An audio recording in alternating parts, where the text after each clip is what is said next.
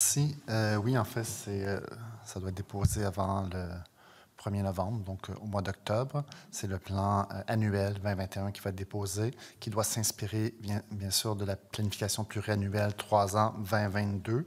Et dans ce plan annuel, il y a plusieurs choses qui vont être considérées. Il y a certains critères, la démographie, le français, la conjoncture, la capacité d'accueil, l'augmentation des niveaux. Parce qu'une des orientations, il faut se rappeler qu'il y avait 10 orientations dans la planification annuelle. La première orientation, comme Mme la ministre l'a dit, c'est d'augmenter à 49 500 52 500 en 2022, c'était la première orientation. Peut-être pour rappel, la deuxième orientation, 65 on veut augmenter en fait les travailleurs dans la catégorie économique à 65 de l'ensemble de l'immigration totale. On veut favoriser les travailleurs et ressortissants diplômés, troisième orientation.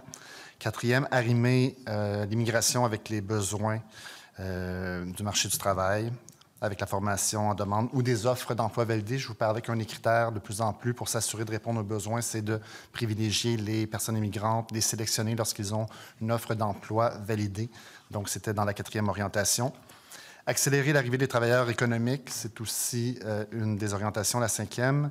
Appuyer les employeurs, donc augmenter le nombre et diminuer les délais pour les employeurs, sixième orientation. La septième, sélectionner des personnes connaissant les valeurs du Québec, les valeurs démocratiques et les valeurs québécoises telles qu'exprimées par la Charte des droits et libertés de la personne.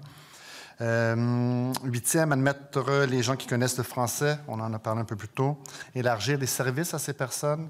D'ailleurs, dans les cours que l'on offre, on offre maintenant des cours aux personnes temporaires et aux conjoints, donc on a élargi pour répondre à cette orientation. C'est un autre sujet, mais je le dis en passant.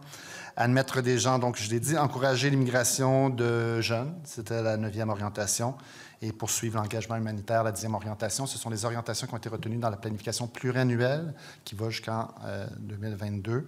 Donc, le plan va s'inspirer de cette planification pluriannuelle. Donc, j'étais dans l'augmentation des niveaux.